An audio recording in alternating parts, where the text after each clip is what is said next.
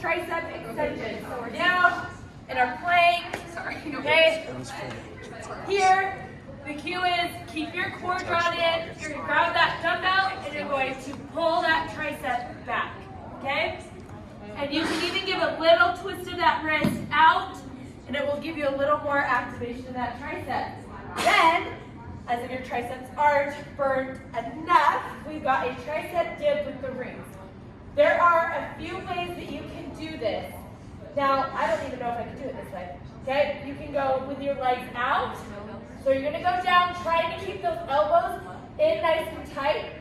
If you pull your feet in, it's a little easier. And then you can kind of rest your weight on your legs as you go down, but still trying to keep those triceps engaged.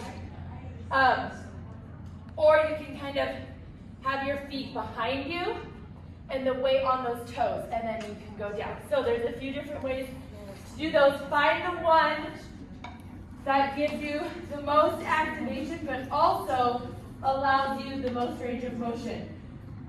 Keep that core drawn in. Then we have a sandbag back and forward drag. So we're in that tabletop position, belly button's drawn in. Okay, we want to keep that pelvis nice and tilted so our back is flat, so we're not looking like this. Okay, so keep that pelvis tucked, up, back, up, back. You've got 5 on each side. So up and back is 1, up and back is 2. Okay. Then we've got a banded deadlift. This is a really awesome move, but a few things you've got to be careful of.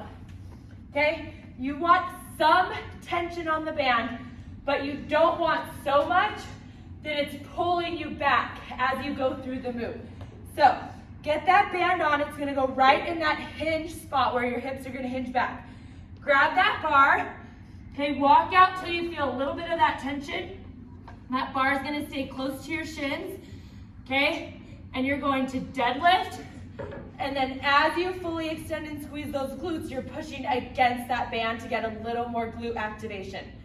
Hinge back, bring that bar back down, okay, and then come up into that deadlift, pulling against that band.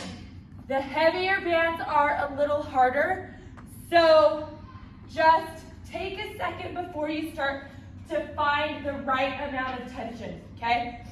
And when you're going down, fight against that band just pulling you back quickly, okay? So work on that eccentric movement so that you get activation on both sides of that move.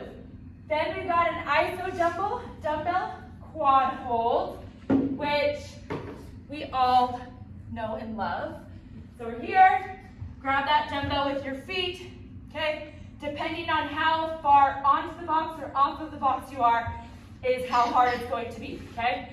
And then you're just going to keep that dumbbell up for 45 seconds, okay? Here, when you're breathing, breathe with your core. Inhale, bring that belly button in. Exhale, bring it in even more. Shorten that midsection, okay? Make sure that your core is engaged so you're not hunched over while you're doing this. There's also a bench out on the field if you want to do it out there.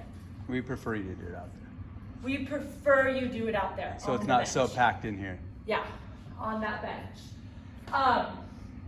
And if the bench is too narrow, then you can grab from behind and brace yourself that way.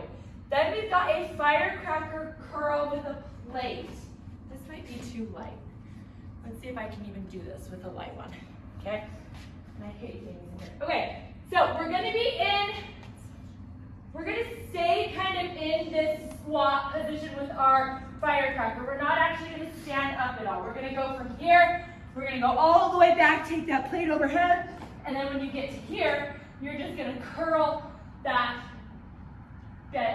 plate down and up, and then go right back into your firecracker. You're here, woo, okay? And then get back into the squat and curl, okay?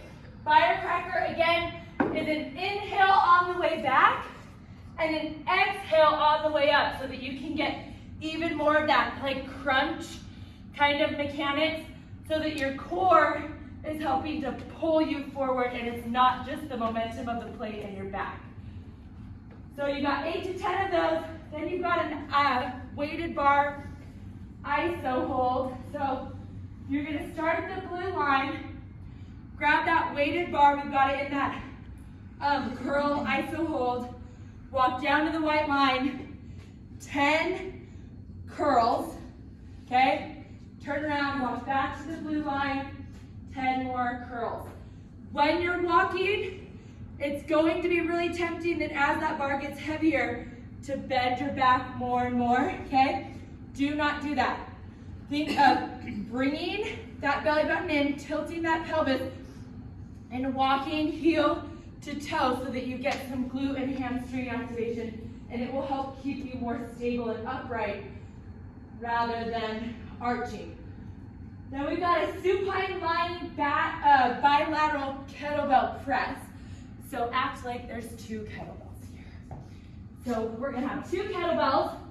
We are lying. Make sure that lower back is in contact with the floor. So bring that belly button in, activate that core, and you're going to curl that, or press that kettlebell. Sorry, not curl. So you're gonna press, but if you have 2, it's gonna be here and up together. So it's like a bench press basically, but you're using kettlebells, okay?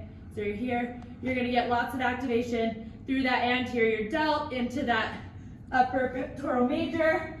So you got 12 of those, and then a street run. And that's it, okay? Done.